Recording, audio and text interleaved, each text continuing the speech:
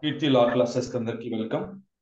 ఇందులో భాగంగా మనం కొత్తగా వచ్చినటువంటి ఆ చట్టాలలో ఒకటి భారతీయ న్యాయ సంహిత అంటే ఐపీసీని రీప్లేస్ చేస్తూ వచ్చినటువంటి ఈ చట్టం గురించి అయితే చదువుకుంటున్నాం.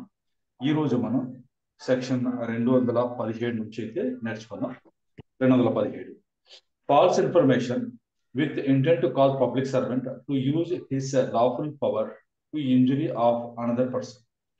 ఫాల్స్ ఇన్ఫర్మేషన్ దేనికి ఇస్తారంటే with intent to cause public servant, ఒక పబ్లిక్ సర్వెంట్ తన లాఫుల్ పవర్, తనకు ఉన్నటువంటి పవర్ ని ఇంకా ఎవరికైనా సరే నష్టం చేసేందుకు ఉపయోగించేలాగా తప్పుడు సమాచారం అతడికి ఇవ్వడం.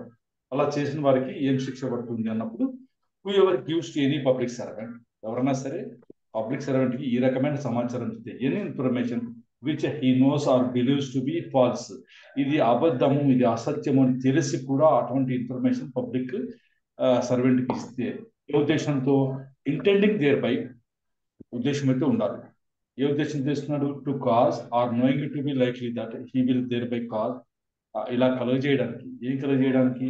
అయినా సరే, అరే నేను ఇట్లా చెప్తే ఆయన ఇలా చేస్తాడు పబ్లిక్ సర్వెంట్ అని అతనికి తెలిసి కూడా చేస్తే, ఏ రకంగా ఆ పబ్లిక్ సర్వెంట్ ఏం చేయించడం to do or omit anything which such public servant ought not to do or omit if true state of facts respecting such information given one known. అతను యాక్చువల్ గా ఒక పని చేయాల్సి ఉంది, లేదా ఒక పని చేయకుండా ఉంటాడు. ఆ నిజమైన సమాచారం ఇస్తే అట్లా చేసే పరిస్థితి ఉన్నప్పుడు అతనికి అబద్ధం చెప్పి చేయాల్సిన పనిని చేయకుండా చేయడం కానీ, చేయకుండా వదిలాల్సిన పనిని చేసేలాగా చేయడం కోసం అయినా సరే అతనికి అబద్ధమైన సమాచారం, తప్పుడు సమాచారం ఇచ్చినా సరే. Next, use lawful power of public servant to the injury or annoyance of any person, ఇంకొక పర్సన్ కు అగనెస్ట్ గా ఏదైనా సరే వాళ్ళకు నష్టం జరిగేటువంటిగా లేదా అన్యాయం జరిగేటువంటిగా తన లాఫుల్ పవర్ ని ఉపయోగించేలా చేసే దానికోసం ఆయనకి తప్పుడు ఇన్ఫర్మేషన్ ఇస్తే, it shall be punished with imprisonment of age restriction for a term which may extend to 1 year. 1 year వరకు శిక్ష పడే పడుతుంది. Or with fine which may extend 10,000 rupees. ఒకవేళ ఫైన్ వేయాలనుకుంటే 10,000 రూపాయల వరకు వేయచ్చు. Or with both. బాగా గమనించండి, ఎప్పుడైనా సరే ఎక్స్టెండ్ టు అంటే అది కోర్టు డిస్క్రిప్షన్. 10,000 ఉంది కానీ 10,000 ఏకర్లా 5,000 వేసినా సరిపోతుంది, 3,000 వేసినా ఆయన ఇష్టం అన్నమాట. సరే, దీన్ని మనం ఎక్కడైనా సరే ఇది కాంప్లికేటెడ్ గా ఉంది అర్థం చేసుకోవడానికి అని రాసినటువంటి వాళ్ళకి అనిపించినప్పుడు వాళ్ళు ఏం చేస్తారంటే మనకు ఈ రకమైన ఇలస్ట్రేషన్స్ ఇస్తారన్నమాట. ఐపీఎస్ అని సిపిఎస్ లో కానీ ఎగ్జాంపుల్స్ ఇస్తారు. ఇది చదివితే మనకు దాని యొక్క ఇది అర్థం చూద్దాం. ఏ ఇన్ఫార్మ్స్ ఎ మేజిస్ట్రేట్ దట్, ఏ అనేవాడు ఒక పర్సన్, అతను ఒక మేజిస్ట్రేట్ కి ఏమని ఇన్ఫార్మ్ చేశాడు? దట్ జెడ్, జెడ్ అనేవాడు ఎవరు అంటే police officer subordinate such magistrate. Magistrate కి సబార్డినేట్ గా జెడ్ అనే పోలీస్ ఆఫీసర్ ఉన్నాడు. ఇప్పుడు ఏ వచ్చేసి ఏ అనేవాడు వెళ్ళి మేజిస్ట్రేట్ కి ఇలా చెప్తున్నాడు ఏమని? A police subject, a police officer, subordinate such magistrate has been guilty of neglect of duty or misconduct. అయ్యా, జెడ్ అనేవాడు మీకు సబార్డినేట్ గా ఉన్నాడు కదా, పోలీస్ ఆఫీసర్, వాడు guilty of neglect of duty సక్రమంగా చేయలేదు, లేదా సత్పడతం లేకుండా ఉన్నాడు, మిస్కండక్ట్ తో ఉన్నాడు అని చెప్పి ఫాల్స్ ఇన్ఫర్మేషన్ మేజిస్ట్రేట్ గారికి చెప్తాడు. ఏ జెడ్ మీద ఛాలెంజ్ చెప్తాడు. ఏ అనేవాడు మేజిస్ట్రేట్కి వెళ్ళి జెడ్ మీద చెప్తాడు. జెడ్ ఎవరంటే police officer, subordinate such magistrate, ఆ మేజిస్ట్రేట్ కింద పనిచేసేటువంటి పోలీస్ ఆఫీసర్ జెడ్ అనమాట. ఏ వెళ్ళి మీ దగ్గర పనిచేస్తున్నట్టు జెడ్ ఉన్నాడు కదా పోలీస్ ఆఫీసర్, వాడు guilty of neglect of duty and misconduct అని చెప్పేసి చెప్తాడు. ఏక ఆ విషయం తెలుసు, ఏమని? Knowing such information to be false, తను చెప్తున్నటువంటి ఇన్ఫర్మేషన్ అయితే ఫాల్స్ అని తెలుసు, and knowing it to be likely that information will cause the magistrate to dismiss Z.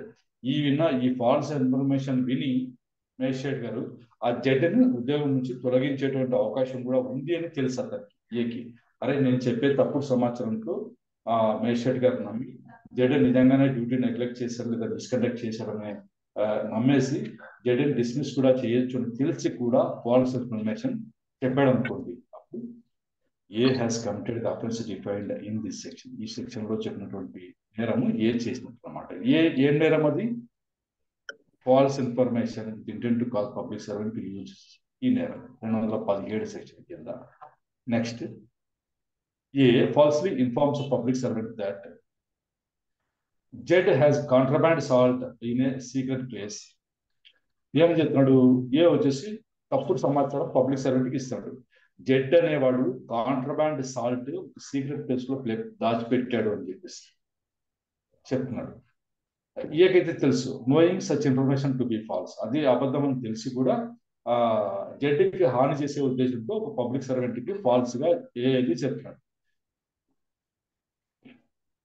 And knowing that it is likely that the consequence of the information will be such a death premises attended with annoyance with. ఇప్పుడు మామూలుగా ఒక example చెప్తాం. మనకి ఎవరన్నా వెళ్ళి ఆ పలానా వాడి ఇంట్లో ఇట్లా పెట్టుకున్నారు అని చెప్పారనుకోండి, పోలీసులు వచ్చి మీరు సోదా చేస్తారు కదా, సెర్చ్ చేస్తారు కదా. చేస్తారు సార్. చేసినప్పుడు అతనికి అన్యాయం జరుగుతుంది. మీ ఇంటికి పోలీసులు వచ్చారంటే వీధిలో వాళ్ళంతా ఆ కిటికీలలోంచి ఆ దాంట్లోంచి తొంగి చూస్తూ ఉంటారు లేదా? చూస్తారు సార్. మీకు కొంచెం చికాగ్గా ఉంటుంది కదా, అలా అలా చేసే ఉద్దేశంతో అలా చేశారు అనమాట. ఏ వచ్చేసి తప్పుడు సమాచారం ఇచ్చాడు, ఆ సాల్ట్ అనేది ఒక సీక్రెట్ ప్లేస్ లో దాచిపెట్టాడు అంటే పోలీసులు వచ్చి చెక్ చేస్తారు కదా, సెర్చ్ చేస్తారు కదా ఆ మొత్తం ఆవరణ అంతా. అలాంటప్పుడు ఇట్లా ఫాల్స్ ఇన్ఫర్మేషన్ ఇచ్చినందుకు ఏ కూడా ఏ has committed offence defined in section, ఈ సెక్షన్ కింద తప్పుడు సమాచారం ఇస్తే శిక్ష పడుతుంది అనమాట. Next, A falsely informs a policeman that he has seen assaulted and robbed in the neighborhood of a particular village. ఏ వచ్చేసి పోలీసుడికి ఏం చెప్తున్నాడు? he has been assaulted and robbed in the neighborhood of a particular village. ఈ ఒక village, ఈ గ్రామం పక్కన, neighbourhood ఈ గ్రామం పక్కన, ఈ గ్రామం సమీపంలో నా పైన అసాల్ట్ చేశారు, నన్ను దోచుకున్నారు, డ్రాప్ చేశారు అని చెప్పేసి చెప్తాను. He does not mention the name of any person as one of his assailants. ఇతను ఎవరి పేరు అయితే చెప్పకుండా నన్ను ఇట్లా గ్రామ సమీపంలో నా మీద దాడి చేశారు, రాబ్ చేశారు అని చెప్పి చెప్పారు. పేరైతే మెన్షన్ చేయలేదు, కానీ అతనికి ఏం తెలుసు? But knows it to be likely that in consequence of this information the police will make enquiries and insure searches in the village to the annoyance of the villagers or some of them. ఇప్పుడు నేను ఆ వీధంట పోతుంటున్నా, అటుగా వెళ్తా ఉంటే నన్ను ఇది చేసేస్తారని ఎవరన్నా చెప్పారు. పోలీసులు ఏం ఎంక్వైరీ చేస్తారు? ఆ వీధిలో ఆకతాయి వెధవలు ఎవరైనా ఉంటే వాళ్ళందరినీ పట్టుకొని రాకుండా అని చెప్తారు కదా, ఎంక్వైరీ చేస్తారు కదా, వీడా వీడా అని చెప్పేసి. అట్లా అట్లా చేస్తారని వాడికి తెలుసు. ఈ ఎవరి పేరు చెప్పకుండా ఇది చేశారు అని చెప్పేసి చెప్తే అట్లా చేశారని వాడికి తెలిసి కూడా వాడు అలా అలా చెప్పడం వల్ల, ఫాల్స్ ఇన్ఫర్మేషన్ ఇవ్వడం వల్ల ఏమవుతుంది? పోలీసు వాళ్ళు వచ్చి ఎంక్వైరీలు చేస్తారు, సెర్చ్ చేస్తారు గ్రామంలో. ఎవరికి? గ్రామస్తులందరికీ కొంచెం చికాకు కలిగించేలాగా భయపడతారు కదా, పోలీసులు వచ్చి సెర్చ్ చేస్తున్నారంటే ఎవరి కోసం ఏంటి అనేది. అది అలా చేయడం కోసం ఫాల్స్ ఇన్ఫర్మేషన్ ఇస్తే కూడా ఇది అనమాట. ఇక్కడ మీరు గమనించాల్సింది ఏంటంటే, ఏంటి సార్ ఇప్పుడు ఎవడో వచ్చి కొట్టిపోతే వాడికి పేరు ఎట్లా తెలుస్తుంది సార్, మీరు కూడా అట్లా చెప్తున్నారు అంటారు అనగా? డెఫినెట్ గా అంటారు కదా సార్. ఇప్పుడు దాంట్లో పేరు చెప్పలేదనే కదా మనకి సమస్య. He does not mention the name of any person as one of his assailants అని మీరు ఫస్ట్ లైన్ చదవాలా. ఫస్ట్ లైన్ లో ఏముంది? బిగినింగ్ లోనే ఏ ఫాల్స్లీ ఇన్ఫార్మ్స్ అనేది అది ముఖ్యం, అదే ముఖ్యం. మనకి ఎగ్జాంపుల్ అని చెప్తున్నారు, ఫాల్స్ గా ఇన్ఫార్మ్ చేశాడు అని చెప్తున్నారు. అంటే అబద్ధం చెప్పాడు పోలీస్కి చెప్తున్నాడు. ఏమన్నా అబద్ధం చెప్పాడు? అట్లా పోతా ఉంటే నన్ను ఎవరో దాడి చేసి నాదంతా దోసుకుపోయినాడు సార్ అని అబద్ధం చెప్తున్నాడు. ఏ ఫాల్స్లీ ఇన్ఫార్మ్స్ అని చెప్తున్నారు కాబట్టి ఇంకా పేరేం చెప్పాలా? పేరేం చెప్తాడు? వాడు అబద్ధం చెప్పినాడు కదా. అదనమాట ఇక్కడ మనకు గమనించాల్సింది. అదే అన్నిటికీ ఫాల్స్లీ ఇన్ఫార్మ్స్ తప్పుడు సమాచారం ఇవ్వడం అన్నమాట. ఇది ఇన్ఫార్మ్ చేశాడు కానీ అతనికి ఇన్ఫర్మేషన్ తెలుసు, knowing such information to be false అని తెలిసి కూడా అలా చెప్తే. ఇవి మనకు సామాన్యంగా ప్రాక్టీస్ లో ఇవి ఎక్కడ తగలవు, కానీ ఐపీఎస్ లో ఉంటాయి. మనం దీని గురించి కొంచెం అవగాహన కలిగి ఉండడం ప్రతి అడ్వకేట్ కి అవసరమే. 218 రెసిస్టెన్స్ టు టేకింగ్ ఆ property by lawful authority of public servant. Public servant వచ్చేసి ఒక ప్రాపర్టీని తీసుకున్నటువంటి ఇది కలిగి ఉన్నాడు అనుకో, లాఫుల్ అథారిటీ కలిగి ఉన్నా సరే అది రెసిస్ట్ చేయడం అంటే అడ్డుకోవడం అనమాట. Whoever offers any resistance to the taking of any property by the lawful authority of any public servant, knowing or having reason to believe that he is such public servant, shall be punished with imprisonment of either distinction for a term which may extend to 6 months, or with fine which may extend to 10,000 rupees, or with the both. ఎందుకు అంటే suppose ఇప్పుడు మామూలుగా కోర్టులో అమ్మే నాకు ఏం power ఉంటుంది? Attachment చేసినప్పుడు స్వాధీనం చేసుకుంటాడు కదా ఏదైనా సరే ప్రాపర్టీని, మూవబుల్ ప్రాపర్టీని అటాచ్మెంట్ చేసినప్పుడు ఆయన వెళ్ళి అవన్నీ స్వాధీనం చేసుకుంటాడు, అంటే కస్టడీకి తీసుకుంటాడు. ఆయన వస్తాడు, ఒకరి ఇంటికి వస్తాడు, ఆ టీవీలు బీరువాలు ఏమైనా సామాన్లు ఉంటే అవన్నీ హ్యాండ్ ఓవర్ చేసుకుంటుంటాడు. అలాంటివన్నీ మీరు ఆ పబ్లిక్ సర్వెంట్ని అడ్డుకున్నారనుకోండి, ఆ ప్రాపర్టీ ఆయన తీసుకోకుండా మీకు ఈ శిక్ష పడుతుంది. 6 months వరకు పనిష్మెంట్, లేదా 10,000 రూపీస్ వరకు ఫైన్ కూడా పడేటువంటి అవకాశం అయితే ఉందన్నమాట. ఎలా? పబ్లిక్ సర్వెంట్కి రెసిస్టెన్స్ చేసే ప్రాపర్టీ తీసుకుంటున్నప్పుడు, అది కూడా ఎప్పుడు knowing or having reason to believe that he is such public servant, ఇది తెలుసుకుంటారు. అతను ఎవరో తెలియకుండా మీరు ఏదైనా చేశారనుకోండి, అదైతే ఇది కాదు కదా, తెలిసి కూడా మీరు చేస్తే అన్నమాట. నాకు ఎలా తెలుస్తుంది సార్ అంటే, అతను వస్తాడు, వారెంట్ చూపిస్తాడు, నేను కోర్టు నుంచి వచ్చినాను చెప్తాడు, అవన్నీ జరిగి ఉంటాయి కదా.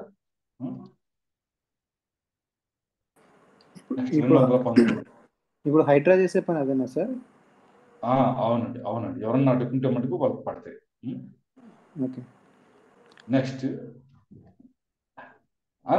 ఇంకా హైడ్రా చేసేది ఎగ్జాక్ట్ గా 218 సెక్షన్ అనే కాదు, ఇంకా చాలా ఉంటాయి దాంట్లో. మీకు మున్సిపల్ కార్పొరేషన్స్ యాక్ట్ లో ఉంటాయి అవన్నీ. 219 obstructing sale of property offered for sale by authority of public servant అన్నమాట. ఎక్కడ వేలం జరుగుతుంది అనుకోండి, సేల్ జరుగుతూ ఉంటాయి ప్రాపర్టీ, ఆ పబ్లిక్ సర్వెంట్ వేలం వేస్తున్నప్పుడు మీరు వెళ్ళి అబ్స్ట్రక్ట్ చేస్తే కూడా ఈ శిక్ష పడుతుంది. Who ever intentionally obstruct any sale of property offered for sale by the lawful authority of any public servant as such. Public servant వేలం వేస్తున్నప్పుడు వెళ్ళి ఇంటెన్షనల్ గా అబ్స్ట్రక్ట్ చేస్తే ఇదనమాట. ఇప్పుడు ఏదైనా సరే ఇంటెన్షన్ అయితే ఉంటుంది. ఇంటెన్షనల్లీ అబ్స్ట్రక్ట్ అనేది ఒకటి ఇచ్చారు. 1 month వరకు పడవచ్చు, లేదు ఫైన్ కూడా 5,000 రూపీస్ వరకు ఎక్స్టెండ్ చేయొచ్చు, లేదా 2 కూడా విధించవచ్చు. 219 section. 220 illegal purchase or bid for property offered for sale by authority of public servant. Whoever at any sale of property held by the lawful authority of public servant as such purchases or bids for any property on account of any person, whether himself or any other, whom he knows to be under a legal incapacity to purchase that property at the sale, or bids for such property, not intending to perform the obligations under which he lays himself by such bidding, shall be punished అన్నారు కదా. ఎక్కడైనా సరే lawful authority చేత వేలం వేయబడుతూ ఉంటుంది అన్నప్పుడు ఆ వేలంలో వెళ్ళి కొన్నా సరే, హూ ఎవర్ పర్చేజెస్ కొన్నా సరే, లేదు బిడ్స్ అంటే వేలంలో పాట పాడతారు కదా, నాది ఇంత రాసుకొని చెప్తారు కదా, అది for any property on account of any person, వేరే పర్సన్ కోసం అని చెప్పేసి పర్చేజ్ చేసిన, బిడ్ చేసిన, తను కానీ హిమ్సెల్ఫ్ కానీ లేదా వేరే వాళ్ళ ద్వారా కానీ, whom he knows to be under a legal incapacity to purchase that property at the sale. Legal incapacity అనుకుంటుందంటే కొంతమంది వేలంలో పాల్గొనకుండా ఉంటుంది అనమాట. బిడ్ చేయకూడదు అంటే ప్రొహిబిషన్ ఉంటుంది, వీళ్ళైతే బిడ్ చేయకూడదు అని చెప్పేసి, వేలంలో పాల్గొనకూడదు, ఆ ప్రాపర్టీ కొనకూడదు అని చెప్పేసి ప్రొహిబిషన్ అయితే ఉంటుంది. మొన్న మీకు సిపిసిలో చెప్పాను, ఆర్డర్ 21 Rule 73 కింద అని చెప్పేసి ఒకటి చెప్పాను లేదా?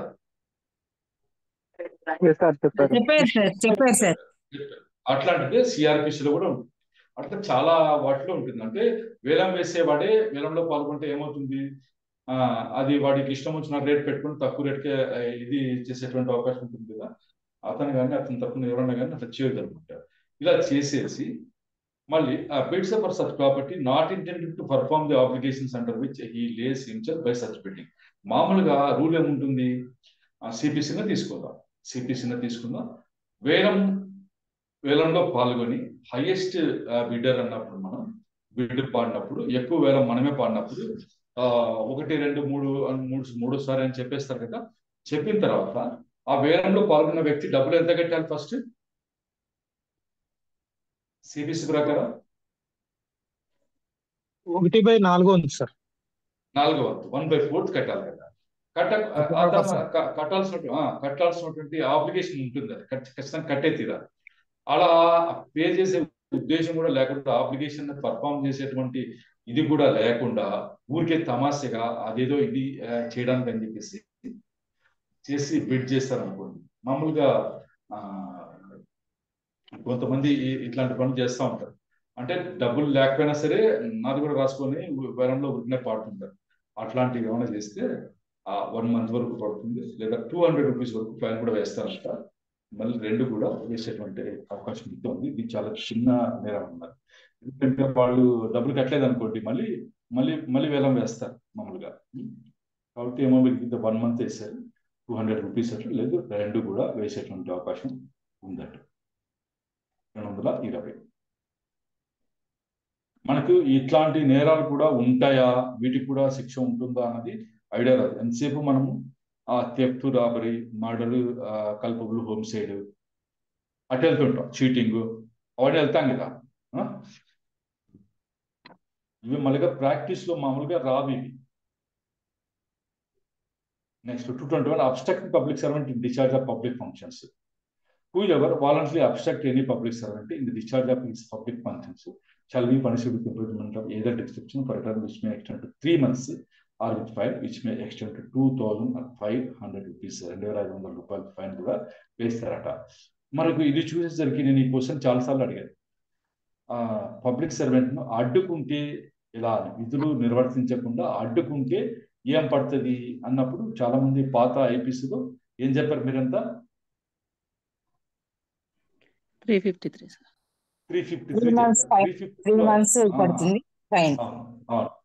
353 సెక్షన్ ఏమవుతుందంటే అందులో ఏముంటుంది, assault on public servant to deter him అని ఉంటుంది. భయపెట్టడానికి, తన విధులు నిర్వర్తించకుండా భయపెట్టడానికి ఆయన పైన అసాల్ట్ చేయడం అనేది ఉంటుంది 353లో. ఇందులో ఏముండదు, అది కేవలం ఊరికే ఇది ఒక మట్టుకే ఉంటుంది, అబ్స్ట్రక్ట్ అన్న మట్టుకే ఉంటుంది. ఇందులో వాలంటరీ అబ్స్ట్రక్ట్ అని ఉంటుంది. ఇది కాబట్టి ఇది అబ్జెక్షన్ అన్నట్ట సార్. పబ్లిక్ సర్వెంట్ అడ్డుకోవడం. Okay sir. అడ్డుకోవడం. Next 222 omission to assist public servant when bound by law to give assistance. Public servant కి మీరు సహాయం చేయవలసి ఉంది అంటే చట్ట ప్రకారం మీరు బైండ్ అయి ఉంటారంటే అతను పిలిచి సహాయం చేయి అని అడిగితే మీరు ఖచ్చితంగా సహాయం చేసే తీరాలి. అలా చేయకుండా ఒమిట్ చేస్తారనుకోండి, మానుకున్నారనుకోండి, వదిలేశారనుకోండి, అప్పుడు మీకు ఏం పడుతుంది శిక్ష అనేది 222 చెప్తుంది. చూడండి. Whoever being bound by law to render or furnish assistance to any public servant in the execution of his public duty intentionally omits to give such assistance. Public servant వచ్చాడు, కొంచెం చేపట్టవా అన్నాడు, అసిస్ట్ చేయమన్నాడు, ఇంకోటి ఏదైనా సహాయం చేయని అడుగుతాడు. తన డ్యూటీని నిర్వర్తించడానికి, execution of his public duty నిర్వర్తించడానికి మీ సహాయం అడిగాడు అనుకోండి, అప్పుడు మీరు చేయకుండా మానుకుంటే ఏం శిక్ష పడుతుంది అన్నప్పుడు shall be punished with simple improvement for a term which may extend to 1 month, నెల, ఫైన్ వచ్చేసి 2,500 వరకు, లేదా 2 విధించేటువంటి ఇది అయితే ఉంది. And where such assistance be demanded of him by a public servant legally competent to make such a demand for purpose of executing any process lawfully issued by a court, or of preventing the commission of an offence, or suppressing a right, or affray, or apprehending a person charged with or guilty of an offence, or having escaped from lawful custody. ఇదైతే ఈ విషయంలో అయితే shall be punished with simple imprisonment for a term which may extend to 6 months. పడుతుంది. 5,000 rupees వరకు లేదా 2 కూడా విధిస్తారు. ఏదేది మళ్ళీ డిమాండ్ చేశారనుకోండి, పబ్లిక్ సర్వెంట్ లీగల్లీ కాంపిటెంట్ అయిన వాడు వచ్చి మీకు డిమాండ్ చేస్తే ఏమని, demand for purpose of executing any process lawfully issued by a court. Process అంటే ఏమనుకున్నాం, కోర్టు చేత ఇష్యూ చేయబడే ప్రాసెస్ లో ఏమేమి ఉంటాయి, సమన్స్ ఉంటాయి, సమన్స్ టు అక్యూజ్డ్ ఉంటుంది, సమన్స్ డిఫెండెంట్ ఉంటుంది, మళ్ళీ ఆ జేడీఆర్ చేసే వారెంట్ ఉంటుంది, అవన్నీ ప్రాసెస్ కిందకే వస్తుంది. మళ్ళీ ఎన్బిడబ్ల్యూసి ఇస్తారు కదా, అది ప్రాసెస్. సమన్స్ ఇష్యూ చేసి అది ప్రాసెస్. వాటిని ప్రాసెస్ అని అంటారు. ఆ ప్రాసెస్ ని ఎగ్జిక్యూట్ చేయడానికి మీ అసిస్టెంట్స్ అడిగితే మీరు ఖచ్చితంగా చేయాలన్నమాట. నెక్స్ట్ వచ్చేసి ఇది ఉంది కదా, preventing the commission of an offence. ఒక నేరం జరగకుండా చూసేదాని కోసం మీ సహాయం అడిగారు అనుకోండి, మీరు ఖచ్చితంగా చేసే తీరాలి. లేదు, ఒక అల్లరి జరగకుండా సఫర్ చేసేదానికి మీ సహాయం అడిగారు అనుకోండి, అది మీరు చేయాలి. నెక్స్ట్ అఫ్రే జరుగుతుందంటే ఇద్దరు కొట్టుకుంటూ ఉంటారు, గొడవ పడుతూ ఉంటారు, అది కూడా మీరు కొంచెం హెల్ప్ చేయవయా, గొడవ ఆపేద్దాం అన్నప్పుడు కూడా మీరు వెళ్ళి సాయం చేయాలి. Or of apprehending a person charge with ఒకరిని పట్టుకోవడానికి కూడా, అంటే నేరం చేసిన వ్యక్తి ఎవరైనా ఉంటే వాడు పట్టుకోవడానికి కూడా, లేదు తప్పించుకొని పారిపోవడానికి ఎవరైనా లాఫల్ కస్టడీ నుంచి వాడిని తిరిగి పట్టుకునేటప్పుడు కూడా మీ సహాయం అడిగితే మీరు చేయాలట. చేయకపోతే మటుకి మీ మీద వాడు కేసు పెడితే మీకు 6 నెలలు జైలు శిక్ష వరకు పొడిగించేటువంటి అవకాశం ఉంది. 5,000 రూపీస్ వరకు ఫైన్ లేదా 2 విధించేటువంటి బాగుంటుంది. ఇది బాగుంది అంటారు కదా, మాకేం పని. ఈ చట్టం అయితే పౌరుడికి ఒక బాధ్యత అంటూ ఇచ్చింది అనమాట. ఇది మీకు సిఆర్పిసిలో కూడా ఉంటుంది. సిఆర్పిసిలో రాసి ఉంటారు కదా, ఏ పౌరుడైనా సరే అరెస్ట్ చేయొచ్చు అనేది ఒకటి రాసి ఉంటారు.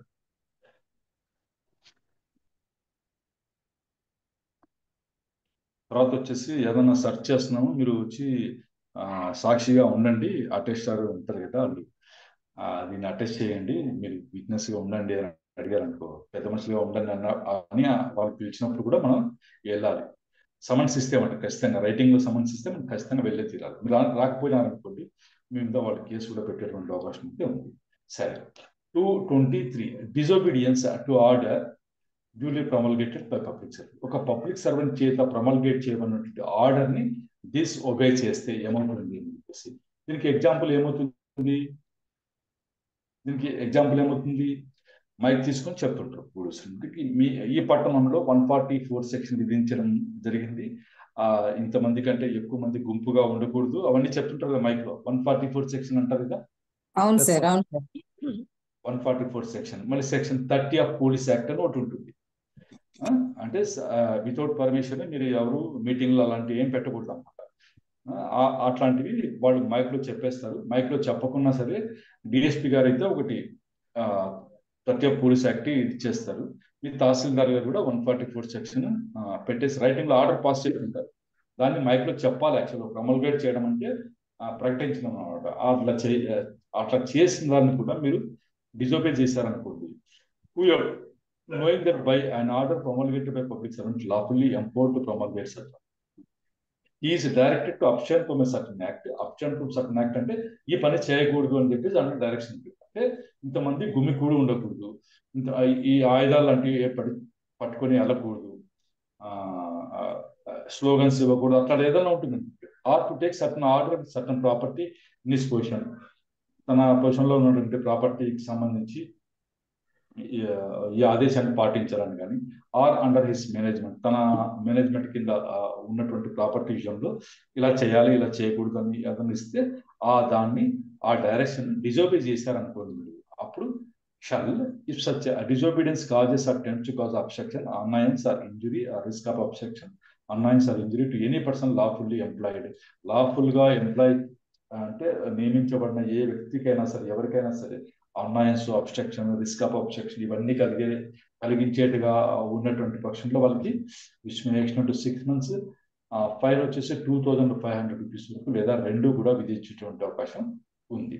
ఒకవేళ అలాంటిది మీరు డిజోబే చేయడం వల్ల and where such disobedience causes or tends to danger to human life కి అది ప్రమాదకరంగా ఉన్నదనుకోండి, లేదు హెల్త్ ఆర్ సేఫ్టీ, వాళ్ళ ఆరోగ్యానికి భద్రత కానీ భంగం అంటే వాళ్ళకి ఇంజురీ కలిగించే డేంజర్, ప్రమాదంలో నెట్టేసే విధంగా, or causes of tends to cause a riot or affray, మీరు ఇలా చేయడం వల్ల అల్లరి కానీ అఫ్రే కానీ జరిగే అవకాశం ఉంది అన్నప్పుడు shall be punished with improvement of either description for term which may extend to 1 year వరకు పడుతుంది, 5,000 రూపీస్ వరకు ఫైన్ లేదా 2 కూడా విధించవచ్చు అనమాట. ఎక్స్ప్లెనేషన్ ఇచ్చారు. Explanation: it is not necessary that the offender should intend to produce harm or contemplate his disobedience as likely to produce harm. నేను లేదు sir నాకు ఇట్లా చేసే ఉద్దేశం లేదు అని మీరు అంటే వదిలిపెట్టరు. It is sufficient that he knows of the order which he డిజోబేస్.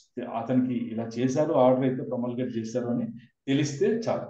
and that his disobedience produces or is likely to produce harm. అతను నేను డిజోబే చేయడం వల్ల ఈ హార్మ్ జరుగుతుందని అతనికి తెలుసుంటే చాలు. అట్లా చేయాలి అనే ఉద్దేశం లేకున్నా సరే ఇది తెలుసుంటే చాలు అని చెప్పేసి ఇది ఎక్స్ప్లెనేషన్ అయితే ఇచ్చారు. ఇలస్ట్రేషన్ చెబితే నీట్గా అర్థమవుతుంది. చూద్దాం. And order is promulgated public servant lawfully empowered to promulgate such order. ఒక ఆర్డర్ అయితే ప్రొమల్గేట్ చేశారు. ఏమని? Directing that religious procession shall not pass down a certain street. ఈ వీధిలో ఒక మతపరమైన ఊరేగింపు వెళ్ళకూడదు అన్నారు. సపోజ్ మనది ఇది ఉంది. ఇప్పుడు నిన్న మా ఊర్లో వినాయక నిమజ్జనం జరిగింది అనమాట. నిమజ్జనం జరిగినప్పుడు వాళ్ళు రిస్ట్రిక్ట్ చేస్తారు. ఏదైతే రోడ్డు పక్కన మసీదులు ఉన్న చోట నమాజ్ చేసే టైంలో మనకి వాళ్ళు పాస్ కాకుండా ఆపేస్తారు. అట్లాంటిది ఏదైనా సరే రిలీజియస్ ప్రొసెషన్ ఉన్నారు కదా, ఇటు ఈ స్టేట్ కూడా వెళ్ళొద్దు అని చెప్పేసి ఆర్డర్ అయితే ఇచ్చారు. ఏ నోయింగ్లీ డిజోబేస్ ది ఆర్డర్. ఏకి తెలుసా కూడా ఆ విషయం, అయినా సరే ఆ స్ట్రీట్ నుంచి వెళ్ళారు. అలా వెళ్ళడం వల్ల ఏమవుతుంది? Danger of riot sir. Riot, అల్లరి జరిగేటువంటి అవకాశం ఉంది. కాబట్టి A has committed the offence defined in this section అన్నమాట. అయిందా? తర్వాత మనకు కరోనా టైంలో గూటం బాధేవాళ్ళు పోలీసులు బయటకు వెళ్తే చూస్తారు కదా. అప్పుడు ఆర్డర్ ప్రొమల్గేట్ చేసి ఉంటారు. దానివల్ల ఏమవుతుందంటే ఇది అవుతుంది, danger to human life and health and safety. ఇది హెల్త్ సేఫ్టీ దీనికి ఇది జరుగుతుంది కాబట్టి వాళ్ళు అలా కొట్టేవాళ్ళు. మన కోసమే కొట్టేవాళ్ళు. మనమే పాల కోసమని కూరగాయల కోసమని అబద్ధాలు చెప్పుకుంటూ వెళ్ళేవాళ్ళు బయటకి, ఇంట్లో కూర్చోకుండా. అది అందుకే ఈ ఎక్స్ప్లెనేషన్ కూడా ఇచ్చారనమాట. ఇంకా బయటికి వెళ్ళకూడదని తెలుసు కదా, బయటికి వెళ్ళి కరోనా స్ప్రెడ్ చేసే ఉద్దేశం నీకు లేకపోయినా సరే బయటికి వెళ్ళకూడదని నీకు తెలుసుంటే చాలు నీ మీద కేసు పెడతారు అని ఎక్స్ప్లెనేషన్లో ఇచ్చారు అనమాట. ఈ 188 మామూలుగా 188. దీని పెక్యులారిటీ ఏంటంటే వినండి, సెక్షన్ 188 పెక్యులారిటీ ఏంటంటే ఈ సెక్షన్ కింద కేసు ఎవరు పెట్టాలి? పోలీసు వారి. 223 ఉంది కదా, 223 సెక్షన్ ఉంది కదా. ఈ సెక్షన్ కింద ఎవరు పెట్టాలి అంటే ఎవరైతే ఆర్డర్ ప్రొమల్గేట్ చేస్తారో వాళ్ళు కానీ, బాగా వినండి, ఎవరైతే ఆర్డర్ ప్రొమల్గేట్ చేస్తారో వాళ్ళు కానీ, వాళ్ళు ఎవరి కింద సబార్డినేట్ ఉంటారో వాళ్ళు కానీ, అంటే వాళ్ళ superior officer. Suppose section 30 police act DSP గారు ప్రొమల్గేట్ చేస్తారు. కంప్లైంట్ ఇస్తే ఎవరు ఇవ్వాలి? డిఎస్పీ గారు కానీ, ఆ తర్వాత కాదు, అతను ఎవరికి సబార్డినేట్ గా ఉంటాడు? డిఎస్పీ ఎస్పీ గారు కానీ, ఎస్పీ గారు ఆయన కానీ, ఆయన ఉన్నత అధికారి కానీ, ఆయన పైన ఉన్నటువంటి అధికారి కానీ, ఆయన ఎవరి కింద పనిచేస్తున్నాడో ఆయన కానీ వాళ్ళు మాత్రమే కంప్లైంట్ ఇవ్వాల్సి ఉంటుంది. కంప్లైంట్ అంటే ఏంటి? Complaint in the sense they have to make magistrate గారికి ఇవ్వాల్సి ఉంటుంది. ఎఫ్ఐఆర్ కట్టడానికి ఉండదు 188 ఈ 223 కింద. దాని స్పెషాలిటీ ఇది ఎక్కడ ఉంటుంది మనకి? ఇలా చేయాలని చెప్పేసి మనకి రిక్విజిట్ కండిషన్స్ చెప్పేసి ఉంటాయి సిఆర్పిసిలో. కేసు పెట్టాలంటే ఇలా పెట్టాలి. ఇప్పుడు 498 అయితే దారింటి అలవాడు ఎవడు పెట్టడానికి ఉండదు, వాళ్ళు మాత్రమే పెట్టాలి. అట్లా కొన్ని ఉంటాయి అన్నమాట, వాళ్ళు మాత్రమే పెట్టాలంటే అందులో ఇది ఆర్డర్ ప్రొమల్గేట్ చేసిన విషయంలో అయితే వాళ్ళు మటుకే పెట్టాలి. ఆ ఆఫీసర్ కానీ, లేదు అతను ఎవరికి సబార్డినేట్ గా ఉన్నాడో వాళ్ళు కానీ వచ్చి కంప్లైంట్ ఇవ్వాలి మేజిస్ట్రేట్కి. ఎఫ్ఐఆర్ రాయడం కుదరదు అనమాట. అందుకు ఏం చేస్తారంటే వీళ్ళు దీనికి ఇంకో సెక్షన్ యాడ్ చేస్తారు. ఇంకోటి ఏదైనా యాడ్ చేసి ఎఫ్ఐఆర్ కట్టేస్తారు.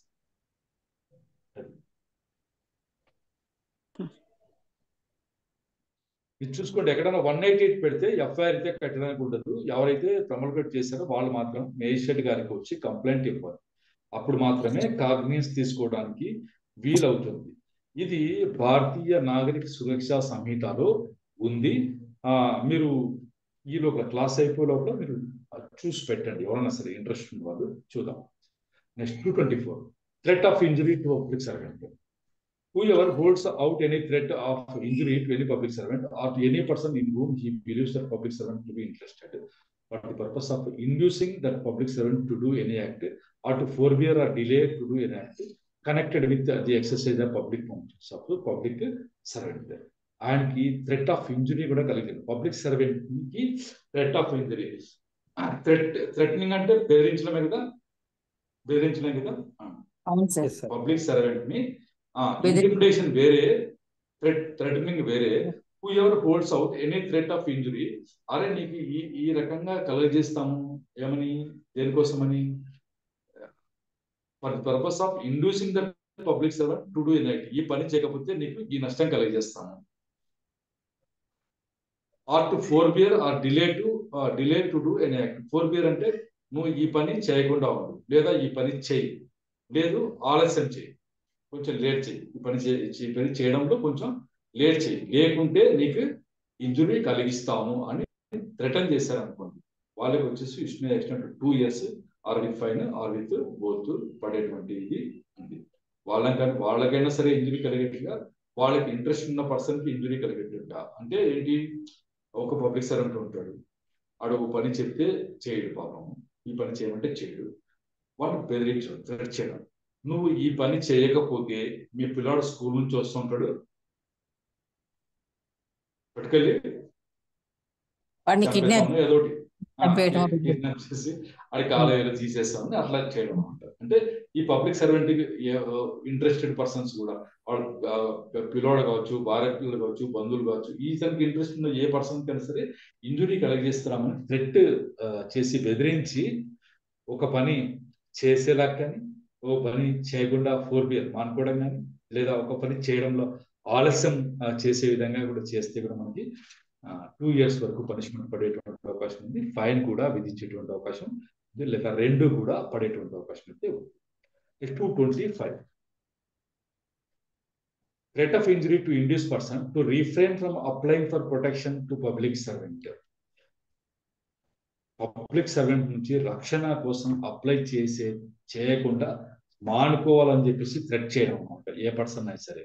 whoever holds out any threat of injury to any person for the purpose of inducing that person to refrain or desist from making a legal application for protection against any injury to any public servant legally empowered as such to give such protection or to cause such protection to be given shall be punished with imprisonment of either description for a term which may extend to 1 year or with fine or with both. Simple. ఏం లేదు,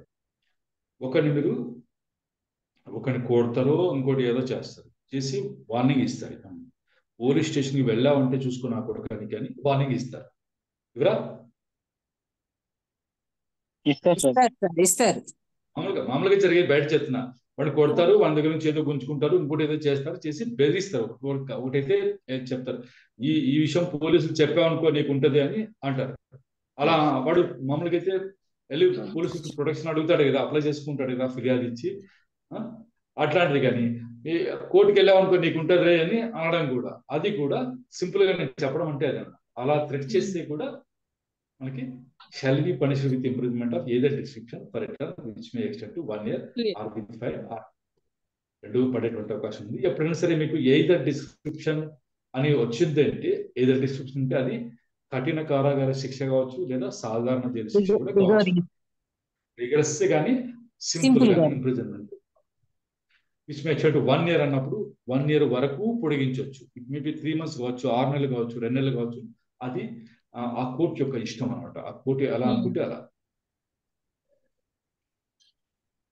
next 226 attempt to commit suicide to compel or restrain exercise of lawful power. ఇది మీకు హైడ్రాలో జరిగింది అనుకుంటాను, చెప్తాను. Whoever attempts to commit suicide with intent to compel or restrain any person from discharging his official duty shall be punished with a simple imprisonment for a term which may extend to 1 year or with fine or with community service. Hydraa వాళ్ళు వచ్చి ఇల్లు పడబెట్టున్నారు, వీళ్ళు ఒంటి మీద kerosene వేసుకున్నారా, ఓ దంపతులు ఎవరు ఇద్దరు, పేపర్ న్యూస్ వచ్చింది. Just 2 days back. అలా చేస్తే కూడా మీకు extend to 1 year or with fine or with both community service ఇచ్చారు. సాంఘిక సేవ కూడా ఇచ్చారు. కొత్తగా వచ్చినటువంటి పనిష్మెంట్. కాబట్టి అలా ఏదో తమాషగా వేసుకున్నాము, తెలుసు మనకి ఎవరు ఏం చేయలేరు, మీడియా వచ్చి ఫోటో తీసుకుని వెళ్ళిపోతారు, పేపర్లో వస్తుంది అనుకుంటే కాదు. మీకు వాళ్ళు అనుకుంటే ఆ ప్రూఫ్స్ అని దొరికితే మీరు తప్పించుకునే విధంగా ఎంత పడవచ్చు మీకు? సార్ హైడ్రా అంటే ఏంటి సార్? అమ్మ అది తెలంగాణ వాళ్ళు అడగండి అమ్మ, రేవంత్ గారిని అడగాలి. Okay sir. మాకు దాన్ని తెలుసుకునే ఉద్దేశం అంటే మాకు తెలుసుకునే అవసరం లేదు, తెలంగాణ కాబట్టి మేము దాని జోలికి పోలేదు. అవును సార్, నేను కూడా ఆంధ్రానే, అందుకని అసలు హైడ్రా అంటే ఏంటి సార్ అని అడుగుతున్నాను. ఏదో ఇది ఉందమ్మా, అథారిటీ అయితే క్రియేట్ చేశారు. Okay sir. Public Nagarjuna servants గారి అంటే పేరు వస్తుంది కదా, హైడ్రా హైడ్రా. సరే సరే. Okay sir. Okay. 1 second sir. Public servant అంటే పోలీస్ ఒక్కళ్ళేనా, ఎనీ గవర్నమెంట్ ఎంప్లాయ్ అండి? సార్ మీరు వచ్చేసి డెఫినేషన్ ఒకసారి చూస్తే మీకు పబ్లిక్ సర్వెంట్ అనేది దాంట్లో అన్ని కవర్ చేస్తుంటారు. అది ఒక్కసారి చూడండి సార్ ప్లీజ్. ఓకే. ఒక్క నిమిషం.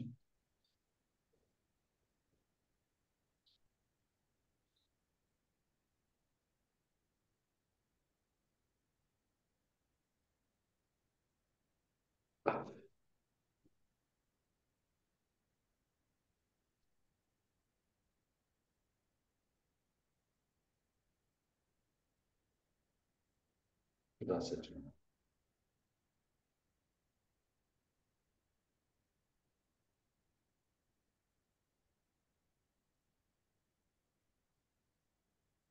ట్వంటీ 28 ఉంది కదా సార్, మీకు కనిపిస్తుంది కదా? Yes sir. 28 లో ఆర్మీలో కానీ, నేవీలో కానీ, ఎయిర్ ఫోర్స్ లో ఉన్నటువంటి ఏ ఆఫీసర్ అయినా పబ్లిక్ సర్వెంట్ అంట. ప్రతి జడ్జ్ పబ్లిక్ సర్వెంటే. మరి అడ్జుడికేటరీ ఫంక్షన్స్ ఎవరైతే నిర్వహిస్తారో వాళ్ళందరూ పబ్లిక్ సర్వెంట్సే. తర్వాత కోర్టులో పనిచేసుకుంటే ఆఫీసర్, లిక్విడేటర్, రిసీవర్, కమిషనర్, అంటే మీకు అడ్వకేట్ కమిషనర్ గా వేసినప్పుడు మీరు వెళ్ళి పనిచేసినప్పుడు కూడా మీరు పబ్లిక్ సర్వెంట్ గానే భావించుకోబడతారు. తర్వాత ఈ జ్యుడిషియల్ ప్రాసెస్ లో ఉన్న వాళ్ళందరినీ అన్నారు. మెంబర్ ఆఫ్ పంచాయతీ ఇవన్నీ ఉన్నాయి చూడండి సార్, ఈ FGH ఇవన్నీ ఉన్నాయి కదా, వీళ్ళంతా పబ్లిక్ సర్వెంట్ కిందకే వస్తారు. చూసుకోండి ప్లీజ్. అడ్వకేట్ పబ్లిక్ సర్వెంట్ కాదు కదా సార్? కాదండి, అడ్వకేట్ కమిషనర్ గా వెళ్ళినప్పుడు అప్పుడు మటుకు పబ్లిక్ సర్వెంట్ గానే భావించబడతారు. పీపీ అవుతారా సార్? పీపీ పబ్లిక్ సర్వెంట్ ఏమా? అవుతారు మేడం, పీపీ అవుతారు.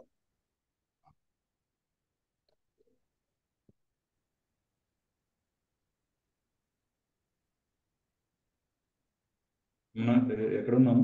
281 26 సార్, 226 అయ్యింది.